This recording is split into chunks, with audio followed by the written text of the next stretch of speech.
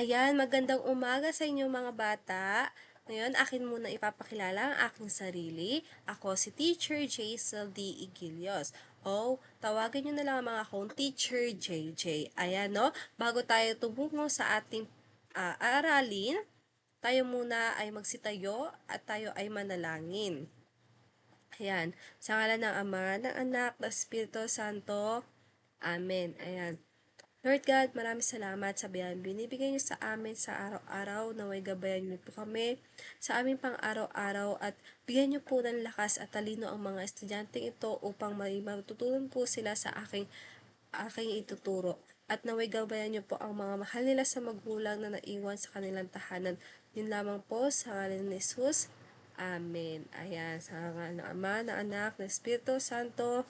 Amen. Ayan, magandang umaga sa inyo mga bata. Kamusta ang inyong araw ngayon?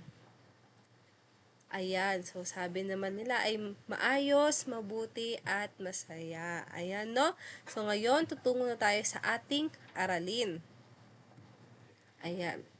So, ang ating aralin ngayon ay patungkol sa experiential learning. So, ano ba ang experiential learning, no? Ayan, so sa objective natin, at the end of this lesson, the student should be able to, number 1, define the experiential learning and explain its concept, no? So, ayan, matututunan nyo kung ano ba ang ibig sabihin ng experiential learning. Pangalawa, identify and describe the 4 stages of Kolb's experiential learning circle. Ayan, no, matututunan nyo rin kung ano yung first stage ni Kolb's ng experiential learning. Pangatlo is recognize the important and application of experiential learning in real-life setting. Ayan, no? So, matutunan nyo daw yung experiential learning at maa-adapt nyo to at pwede nyo rin recognize ito sa inyong pang-araw-araw na buhay. Ayan, so pang-apat is demonstrate understanding through a mini experiential activity and reflection. So, sa pagtapos ng ating aralin, ayan, meron kayong maikling activity and reflection para malaman natin kung may natutunan ba kayong lahat, no? Ayan.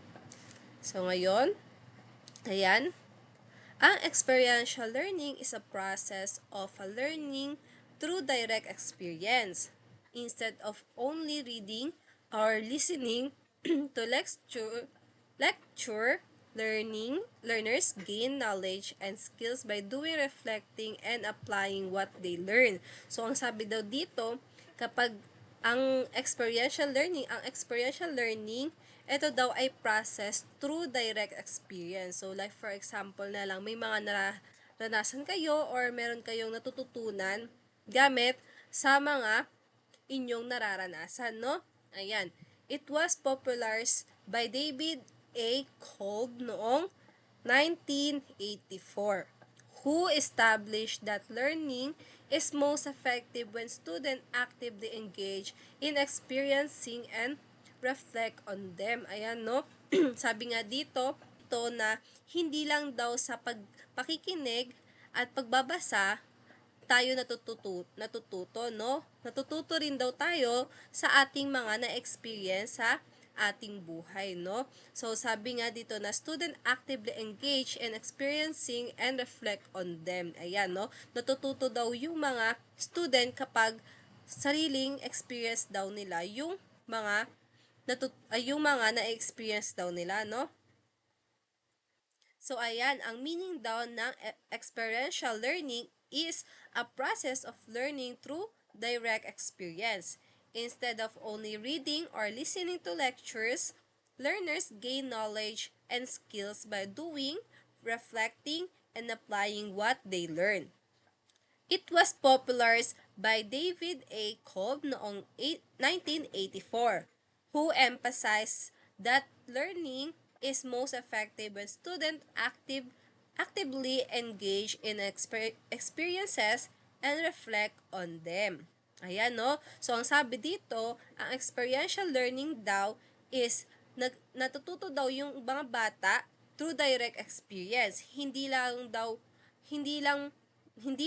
sa kanilang nababasa or naririnig, natututo rin daw ang mga bata by their skills and sa mga nararanasan nila sa pang-araw-araw nila, no?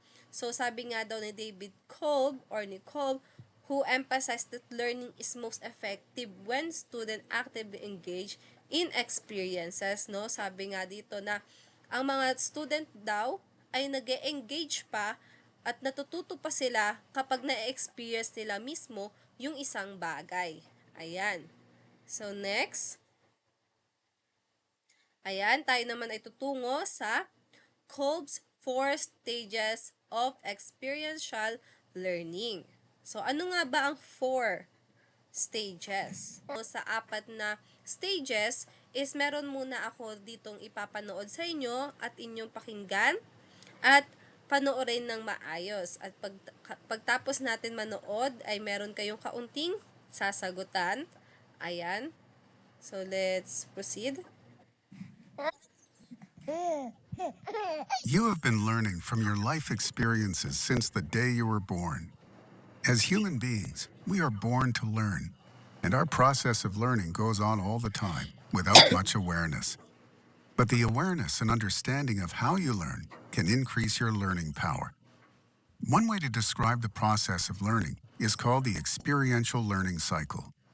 What you are experiencing in a particular situation is a gateway to learning about it. Imagine a sailor lost at sea. Reflecting begins the process of learning from the experience by working to notice and understand key aspects of it. Our sailor begins to notice the movement of the stars and thinks, maybe I can use the stars to navigate. Thinking analyzes these aspects to create conclusions and evaluate decision choices. Our sailor develops some tools to help analyze the stars and applies it to his map. Acting to implement a chosen decision leads back to a new situation with emergent consequences to deal with. With map and navigation tools in hand, he sets off on a new journey. But there is always still more to learn as he encounters new experiences. The learning cycle is an idealized model through which we touch all the bases in a learning situation, experiencing, reflecting, thinking, and acting. Individuals, however, differ in their preferences for the 4 phases of learning. Their preferences are related to many factors: culture, personality type, life experiences, educational specialization, career choice, and current job. Differences in preference usually lie somewhere between opposing phases of the learning cycle: thinking versus experiencing. 2 opposite ways of taking in the world, either through direct sense experience or by concepts about it. And acting versus reflecting. 2 opposite ways of dealing with ideas and experiences, by an inward search for their meaning or by external action in the world. The more deliberate you are about embracing the opposing phases of the learning cycle, the more effective you will become as a learner.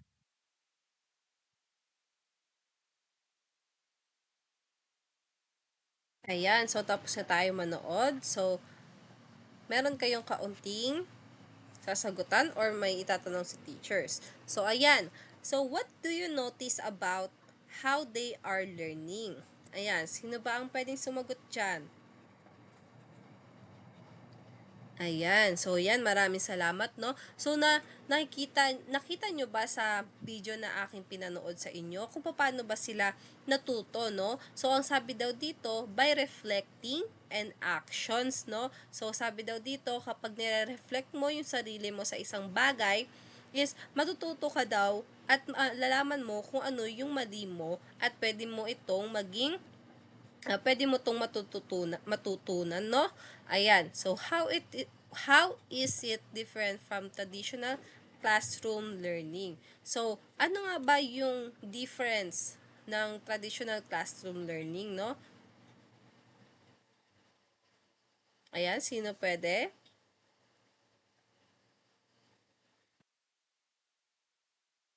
Ayan, so maraming salamat, no? So, ayan, sabi nga, ang traditional learning daw or traditional classroom learning is tayo daw ay nagbabasa lang at nakikinig, no? Puro lang tayo basa at nakikinig. Pero ang difference naman neto is kapag nasa outside ka or sa real life is may mga pangyayari na hindi kasama sa pag-aaral na which is natututunan mo siya in your own, no? So by that is natututo ka kung paano natututo ka dahil sa experience mo. Ayan. Next. Ayan. So, ito na yung 4 na experiential learning. So, ang sabi dito sa number 1, concrete experience. Doing or having an experience. So, ayan nga sinasabi ko, kapag sa real life nga natin is may mga bagay talaga na may nagagawa tayo, by that is natututo tayo, no? So, sa mga experience natin sa buhay, is doon din tayo nakakakuha ng knowledge. Kaya, mahalaga din na lahat ng experience natin sa buhay ay iniingatan din natin at hindi natin ito iniisip ng masama, kundi iniisip natin to as experience na maganda at may matututunan. Ayan, so number 2 is reflecting, observation. Reviewing or reflecting on the experience. Ayan no, so sabi ko nga kanina, na kapag meron tayong nagagawang hindi maganda, is kailangan natin i-review, no? Aralin natin. By that is matututunan natin kung paano ba natin ito itatama, at kapag natama natin to, is doon na tayo natututo upang magamit natin yung experience natin or yung mga bad experience natin into a good and knowledge. Ayan. So, next is abstract conceptualization. Ayan, learning from the experience.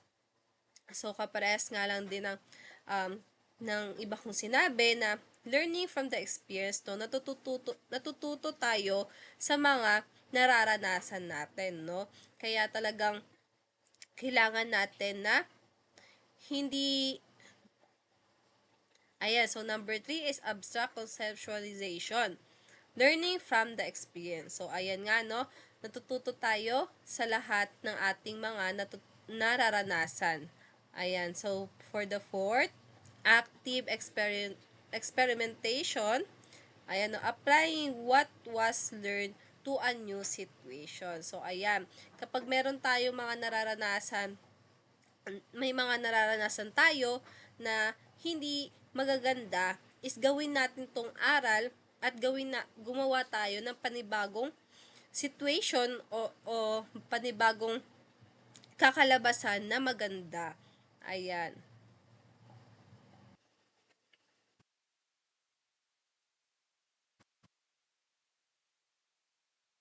Ayan, for the next. Ayan. Have you ever learned something better by doing it's yourself? Ayan, no? Have you ever learned something better by doing it yourself? Ayan, anyone can share your thoughts about this? Ayan, so maraming salamat, no? So, example ko na lang si teacher, no? Ayan, so may mga natututunan ako sa labas na hindi ko nare-reflect sa sarili ko before. Pero, meron naman akong natututunan sa labas na talagang ina-apply ko sa sarili ko, no? Ayan, so, no? Have you ever learned something better by doing it yourself? Ayan, sino pwede mag-share? Ayan.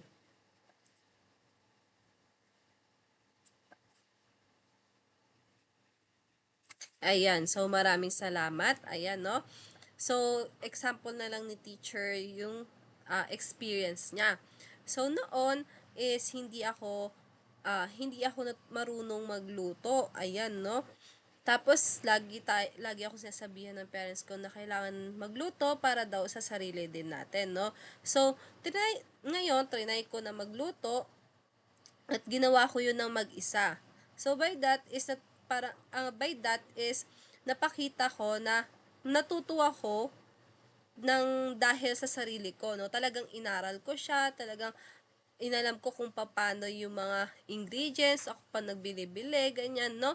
So, by that is napakita ko sa sarili ko na kaya ko pala at may matututunan ako ng sarili ko lang yung tumutulong. Ayan, no?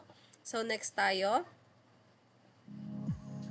Ayan, so meron tayong video dito na nagpapakita ng kanilang mga experiential learning. Ayan, no? Learning experience. There's some big benefits that I've seen just from getting to be coached by Lucy on these online classes. For one, I got to practice moves that I've been learning about. And just like a new language that you're learning, you kind of have to immerse yourself in that language to get really good at it. And so being able to practice and hear cues and learn new cues for these moves has really helped. Second, you actually get to feel what you're trying to get your clients to feel. So when I'm telling them they should be feeling their hamstrings on something, I now know better how I can make that happen because I've had to experience it myself. Body just feels better, it feels looser. Like I mentioned, more access to range of motion. I can perform exercises in a different way, but it feels better. It feels easy to get into different positions. And like some aches and pains, like my lower back, which was always like kind of stiff, just like disappeared, which was really cool to see. As part of the internship, you get to basically take all the classes, all the online classes that her gym offered. And so you get to be coached all the time and just get to feel what it feels like to be a client, maybe learning exercises that you haven't done before, and then basically do Q&A after. So she usually does a Q&A after each session, and then you can just pepper her with questions, and she's awesome about answering everything. Even though she doesn't always have an answer, but most of the time she's got something for you. So yeah, if that stuff interests you, definitely sign up. I really enjoyed it, and yeah. Bye bye now.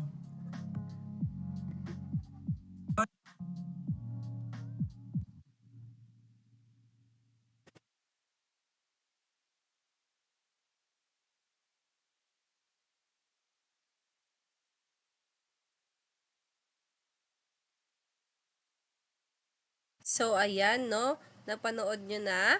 Ayan, may natutunan ba kayo?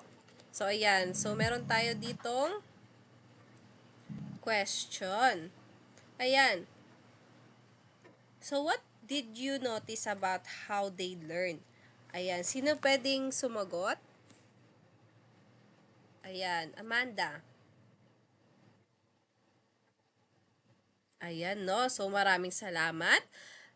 Ayan, no? What did you notice about how they learn, no? So, nakita nyo na ang mga tao sa video o yung mga Amerikana at Amerikano is natuto sila by doing their own action, no?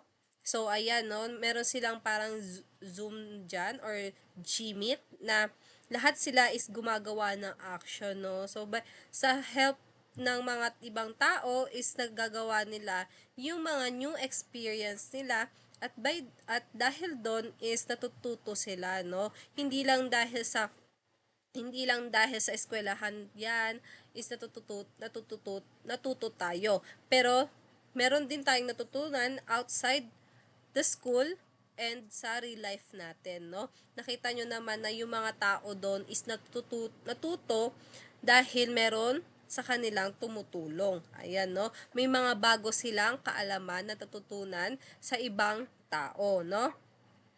Ayan, next. Ayan, ano ba yung importance? Ayan, no?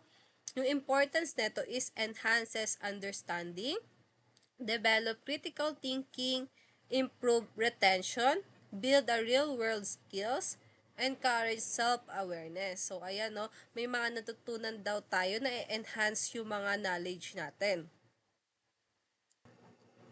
Ayan, nagde-develop din daw yung critical thinking natin kasi may mga natutunan tayong iba't ibang bagay, no? Nag-i-improve din daw yung retention natin and nabibuild yung real world skills natin. So, kagaya na lang kanina sa last video natin na yung mga skills nila is nagbabago and nagdadagdagan, no? Kasi meron sila iba't ibang nakikilala at nakakasalumuha, no? So, dahil doon sa mga tulong at sa mga knowledge ng ibang tao is nagbabago yung skills natin at marami tayong natututunan. Encourage self-awareness, no? Ayan, no? Nagkakaroon din tayo ng self-awareness dahil nag-reflect tayo sa mga nararanasan natin na syempre, hindi rin naman lahat ng nararanasan natin is good, no? So, meron din namang bad. So, yung mga bad experiences natin, nagkakaroon tayo ng self-awareness para maitama natin yun at mabuild natin yung understanding natin and critical thinking natin para masolusyonan lahat ng mga nararanasan nating hindi maganda at dadalhin natin yun or gagawa tayo ng magandang experiences, no? Ayan, next. Ayan, so examples of experiential learning in education and industry. So, education sa school daw and sa community, no? Sa real world. Ayan, so in education, on-the-job training OJT, simulation, field trip, role-playing activities, project-based learning, no? So, ayan. So, sa education daw, meron tayong mga ayan, no? So, education daw sa OJT, which is nakakalabas tayo dyan, no? Pero patungkol pa rin to sa ating eskwelahan. Ayan, no? So, marami tayong nakikilala dyan na tinutulungan tayo para may matutunan tayong iba. Next, simulations and sa field trip, no? Sa field trip, ayan, isa rin yung I'm sa... not quite sure how to help you with that. Ayan, no? So, ayan, no? So, ay, ayun, sa field trip naman is natututo tayo sa iba't ibang bagay na ating nakikita, no? Yan, katulad na lang sa mga, kapag nagpupunta tayo sa mga mapupuno or sa mga zoo, ayan, no, nakikita natin at na-experience natin at nakikita natin yung mga iba't ibang natututunan natin. Sa role-playing sa activities, ayan, sa mga kaklase ninyo, is natututo din kayo sa kanila at natututo din kayo sa base sa naka-assign sa inyo, no? Sa project-based learning naman, ayan, sa mga project, is natututo, hindi lang kayo natututo kung ano yung ibinigay sa inyo ng teacher, is natututo din kayo base sa lahat ng collaboration ninyo and yung mga iba't ibang knowledge ng mga kaklase ninyo, no? Ayan.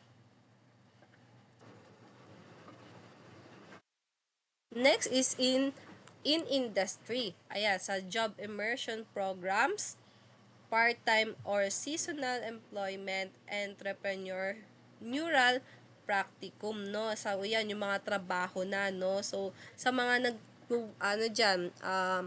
sa mga working student dyan, ayan, no? So, meron tayong mga natutunan sa mga nagiging kaibigan natin sa labas, no? So, binibigyan nila tayo ng lakas at talino para masolusyonan natin lahat ng mga problema nating nararanasan, no? So, nabibigyan din tayo nila ng knowledge and wisdom na kaya natin solusyonan lahat ng problema. Yan, no? Kasi natututo tayo sa kanila kung ano yung mga kailangan gawin. Ayan, next. So, ngayon, meron kayong activity. Ang title neto is The Tower Challenge. Yes, for the instruction, ayan muna sa objective, to develop teamwork, creativity, and problem-solving skills. Next is to demonstrate the stages of experiential learning, concrete experience, reflecting observation, abstract conceptualization, and active experimentation.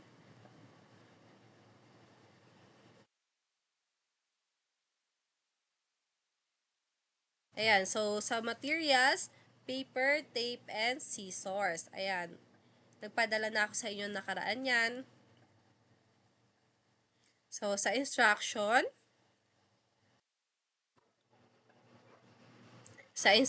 number 1, divide the class into a small group. So, 3 to 5 members lang. Ayan, gusto nyo ba ako na mag-member sa inyo or kayo na ang pipili? Ayan, okay. Sige, kayo na ang pipili ng members nyo. Basta, huwag nyong hahayaan na may ma-left out sa inyo, ha? Lahat kayo magkakaroon ng kagrupo. Okay? For the number 2, each group builds the tallest paper towel possible in 5 minutes using only the materials provided. Ayan, yung mga materials lang na sinabi ko, ayun lang yung gagamitin nyo upang makatayo ng towel paper. Ayan. Next is after building, discuss the experience using Kolb cycle. So, yung 4 na yon ha, i-explain nyo kung paano nyo to nagawa after building paper paper tower. Ayan, no? So, you can start now.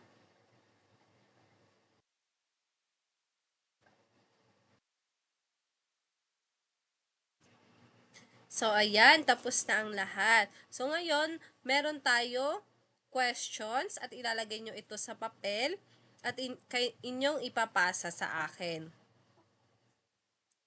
Ayan, meron tayong question 1 to 3. So, for the question 1, what happened during the tower building activity?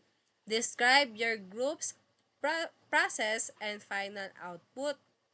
Next is, what challenges did your group experience and how did you respond to them? What worked well and what didn't? Next is, what did you learn from this activity and how can you apply these lessons to future teamwork or problem-solving tasks? So, ayan. So, pakisagutan na po at ipasa sa akin sa one whole sheet of paper. Ayan, so tapos na ang lahat. Maraming salamat sa So, ayan, tapos na ang lahat. Maraming salamat sa pagpasa ng inyong mga papel. So, ngayon, bago tayo matapos sa ating aralin, kumuha muna ng 1/4 sheet of paper at magkakaroon tayo ng short quiz. Ayan, short quiz. Kuha na kayo. Ayan, bawal ang magkopyahan na, madali lang ito. Bawal magkopyahan, okay?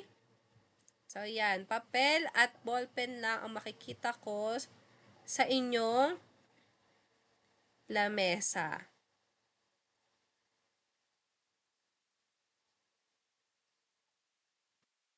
Ayan, so for our quiz, so quiz 1 to 3, what is experiential learning?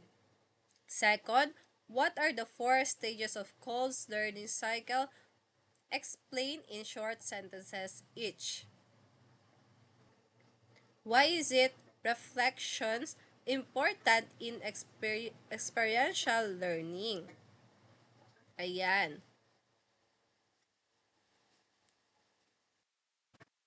Ayan ha, 1, 2, 3 lang yan. Baka mamaya magkopyahan pa kayo. Ayan, base yan sa mga natutunan ninyo sa aking klase. Ayan, pagtapos nyo sagutan, inyong ipasa na ang inyong mga papel. Ayan. Tapos na ba ang lahat? Ayan, so kung tapos na ang lahat, at itabi ang inyong mga papel at ipapasa to pagpasok natin sa ating klase. Ayan, so sa ating last is, what did we learn about how experiences teach us? Ayan, sino pwede mag-explain or magbigay na kanilang natutunan?